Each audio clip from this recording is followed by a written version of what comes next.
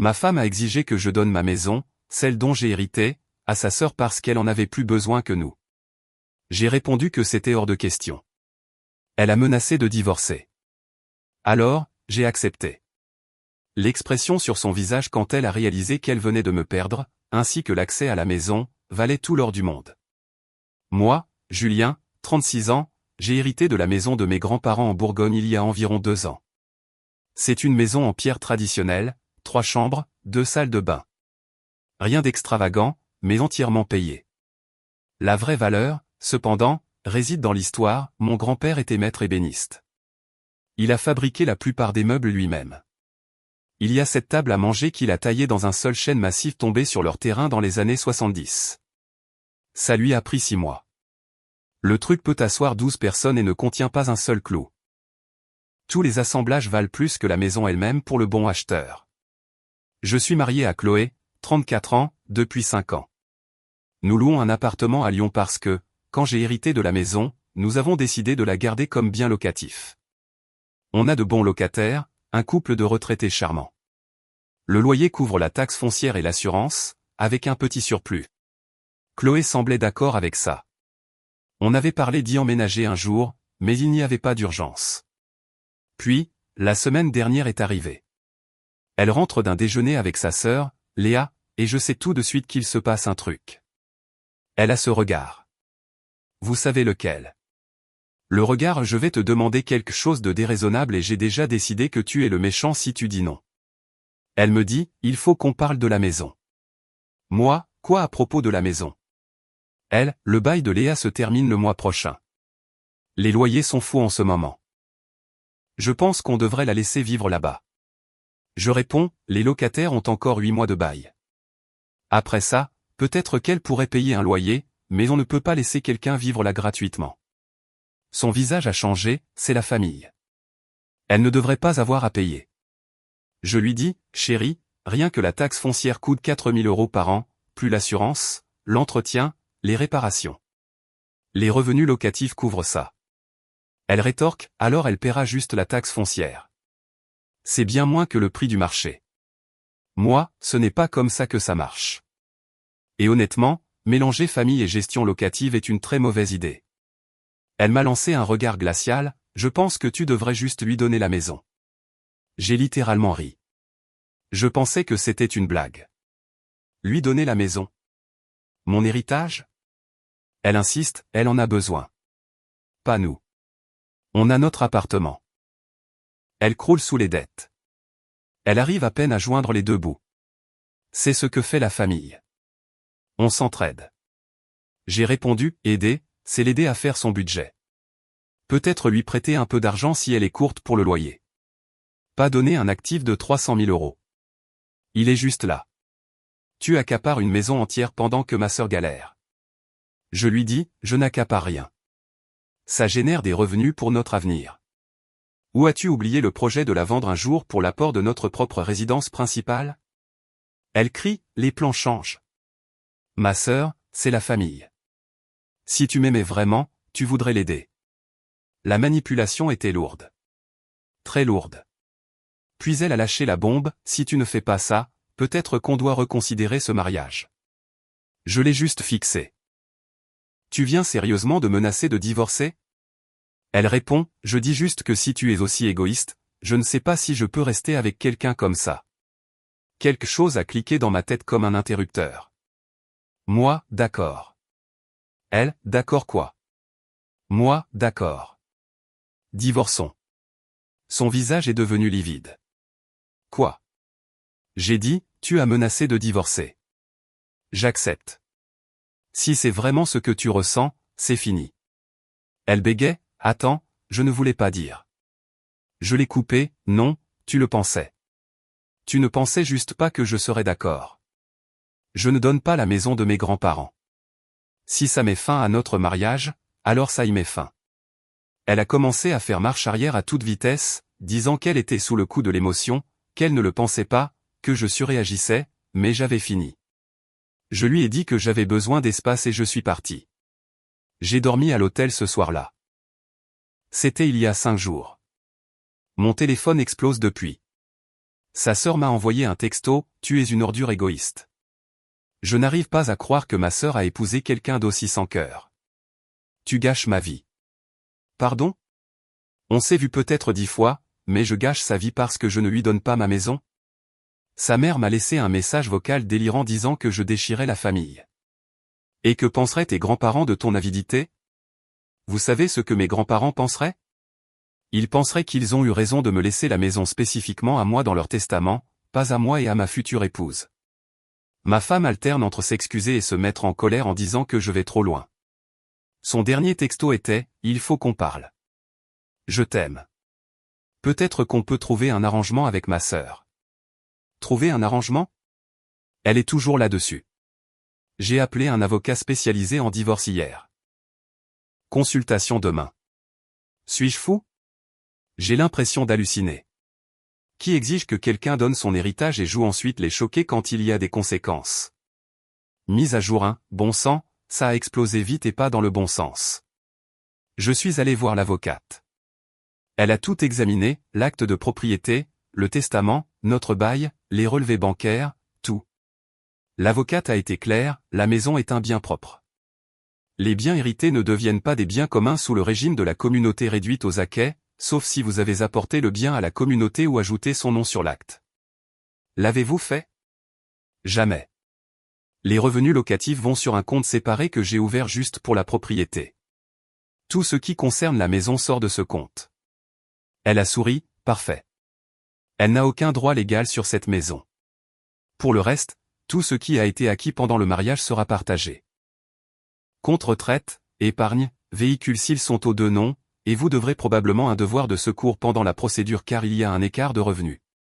Je lui ai dit qu'elle travaille à temps partiel dans une boutique et ramène environ 1800 € par mois.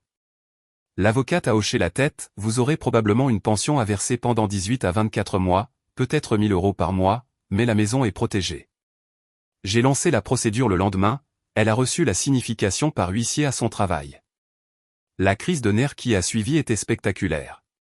Elle m'a appelé en hurlant, « Tu as vraiment déposé la demande? Moi, tu as menacé de divorcer, je ne fais que suivre. » Elle, je ne le pensais pas vraiment. Tu étais censé réaliser que tu avais tort. Moi, je n'ai pas tort. Tu as exigé que je donne mon héritage. J'ai dit non. Tu as menacé de divorcer. Nous y voilà. Elle, c'est dingue. Tout ça pour une maison. Moi, ouais. Ton ultimatum. Tes conséquences. Elle a repris, ma sœur a besoin de cette maison. Elle va être SDF. Toujours la sœur. J'ai dit, ta sœur doit gérer ses finances. Ce n'est pas mon problème. Elle a pleuré, je n'arrive pas à croire que tu fais ça après tout ce qu'on a vécu. Après tout ce qu'on a vécu? 5 ans. Sa sœur a vécu un mauvais crédit et de pires décisions. Pas la même chose. J'ai raccroché. Bloqué son numéro sauf pour les emails. Puis sa famille est passée à la vitesse supérieure. Léa, sa sœur, a débarqué à mon travail. Oui, à mon bureau. La sécurité a dû l'évacuer du bâtiment après qu'elle a commencé à hurler dans le hall que j'étais un bâtard égoïste et que je lui devais ça parce que c'est ce que fait la famille. Mon patron m'a convoqué après. Ça va Julien? C'était quoi ce bordel? Moi, je divorce. La sœur de mon ex pense que je devrais lui donner ma maison héritée. Patron, elle pense que tu devrais lui donner une maison. Moi, ouais. Et quand j'ai dit non, ma femme a menacé de divorcer. Le patron a juste secoué la tête, les gens sont fous. Tu as besoin de congé. Moi, non, le travail est une bonne distraction. Ensuite, sa mère a appelé ma mère. Grosse erreur. Ma mère est ultra protectrice et ne supporte pas la manipulation émotionnelle. Elle a dit à sa mère, et je cite, « Votre fille a essayé d'intimider mon fils pour qu'il donne son héritage à sa sœur privilégiée. Maintenant elle est fâchée. Il y a des conséquences. Elle peut aller se faire voir. » Sa mère s'est apparemment mise à pleurer en disant que je détruisais sa fille. Ma mère a répondu, « Votre fille a détruit son propre mariage quand elle a choisi sa sœur plutôt que son mari, puis elle a raccroché. » C'est tout ma mère, ça. Mais c'est devenu pire. Son père m'a appelé. D'habitude, c'est le raisonnable. Fils, je sais que tu es en colère, mais ma fille t'aime. Vous ne pouvez pas arranger ça. Moi, beau-père, elle a menacé de me divorcer si je ne donnais pas ma maison à sa sœur. Il n'y a rien à arranger. Lui, elle essayait juste d'aider la famille. Tu sais à quel point elles sont proches. Moi, je sais. Et apparemment, je ne suis pas assez famille pour compter dans cette équation. Lui, la maison n'est qu'un bien matériel. Ton mariage devrait compter plus. Moi, cette maison est l'héritage de mes grands-parents. Ils me l'ont laissé à moi. Si ma femme ne peut pas respecter ça, alors non, le mariage ne compte pas plus. Lui, tu es têtu. Moi, je suis réaliste. Elle m'a montré où sont ses priorités. Je la crois. Lui, tu regretteras ça. Moi, peut-être, mais j'aurai une maison et ma dignité. Puis est arrivée la cerise sur le gâteau. Les locataires m'ont appelé, paniqué. La sœur de ma femme s'est présentée à la maison, a essayé d'entrer, leur a dit qu'ils devaient commencer à faire leur carton parce qu'elle emménageait le mois prochain. J'ai immédiatement appelé mon avocate. Elle a envoyé une mise en demeure à la sœur pour harcèlement et violation de domicile. Elle a aussi envoyé une lettre aux locataires confirmant que leur bail était solide et leur disant d'appeler la gendarmerie si elle revenait. Ma femme a envoyé un email via son avocat, la cliente demande une médiation pour explorer les options de réconciliation. La réponse de mon avocate, le client refuse. La procédure de divorce continue. L'échange des pièces commence la semaine prochaine. J'ai découvert que ma femme avait engagé un avocat bon marché qui a déjà envoyé une lettre de demande réclamant une compensation pour travail émotionnel contribué à l'entretien de la propriété. Mon avocate a éclaté de rire en la lisant. Ça va être sport. Mise à jour 2, d'accord, accrochez-vous parce que l'audace a atteint des niveaux que je ne croyais pas possibles. L'échange des pièces a eu lieu. L'avocat de ma femme a essayé de prétendre qu'elle avait un intérêt dans la maison parce qu'elle avait contribué à son entretien pendant notre mariage. Leur preuve ? Des tickets de caisse pour des produits ménagers qui étaient pour notre appartement, pas la location, des photos d'elle à la maison lors de l'état des lieux initial, des SMS où elle donnait son avis sur les locataires à accepter. Une liste d'améliorations qu'elle avait suggérées et qui n'ont jamais été faites. Mon avocate a sorti les relevés bancaires montrant que les revenus locatifs n'ont jamais touché notre compte joint. L'acte notarié montrant seulement mon nom. Les preuves de paiement de la taxe foncière depuis mon compte personnel. Les factures d'entretien avec uniquement ma signature. Le testament lui-même. Le juge a mis environ 5 minutes pour rejeter tout ça. Il a dit à son avocat que la demande était sans fondement et à la limite de l'abusif. Ma femme avait l'air de vouloir disparaître sous terre. Son avocat avait l'air énervé. Mais ensuite, les choses sont devenues nucléaires. Sa sœur a posté sur les réseaux sociaux. Un de nos amis communs a fait une capture d'écran et me l'a envoyé, je n'arrive pas à croire qu'il y a des gens qui héritent de maisons et refusent d'aider la famille dans le besoin. Le futur ex-mari de ma sœur préférerait littéralement me voir SDF plutôt que d'être un humain décent. Mais j'imagine que l'argent compte plus que les gens. Quelqu'un connaît un bon avocat ? Besoin d'explorer mes options. Les commentaires étaient sauvages. La moitié des gens disaient, meuf, c'est son héritage, et l'autre moitié agissait comme si je frappais des chiots. Une personne a écrit, peut-être gère tes finances au lieu de mendier. Sa réponse, il s'est marié dans cette famille. Ça rend la maison partiellement à nous. La famille est de la famille. La capture d'écran est allée directement chez mon avocate. Elle l'a ajouté à notre dossier documentant le harcèlement. Mais voici où ça devient vraiment bon. Ma femme restait dans notre appartement. Le bail était à nos deux noms. Elle ne pouvait pas payer le loyer seule, alors elle a dû partir. Où est-elle allée ? De retour chez ses parents. Sa mère m'a appelé avec le téléphone de ma femme, que j'avais bloqué, mais pas encore le numéro de sa mère. Ma fille vit dans sa chambre d'enfant à 34 ans à cause de toi.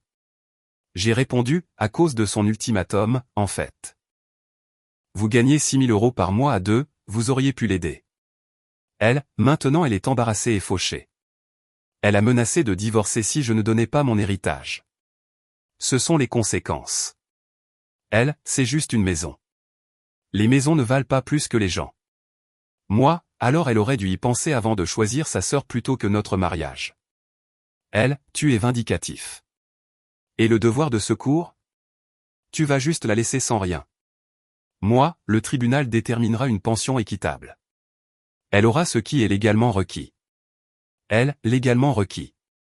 Elle t'a donné 5 ans. Moi, et je lui ai donné 5 ans de soutien et d'amour. Puis elle a exigé ma maison pour sa sœur. Je ne suis pas le méchant ici. Elle, ma fille souffre. Moi, votre fille a fait un choix. Maintenant elle vit avec. J'ai bloqué sa mère après ça. La médiation pour les finances était un cauchemar. Son avocat a poussé pour 2 000 € par mois de prestations compensatoires pour 3 ans. 2. La moitié de mon épargne retraite.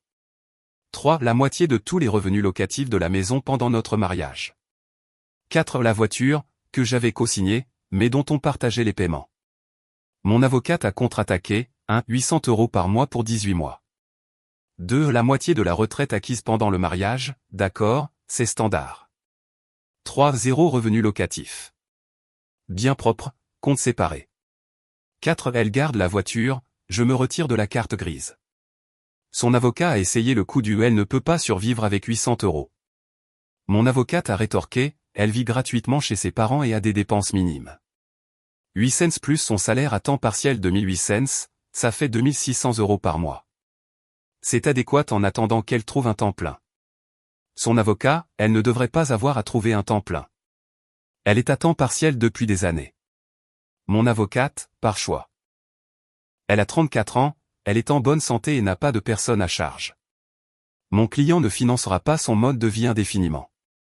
Le juge a fini par pencher majoritairement de notre côté.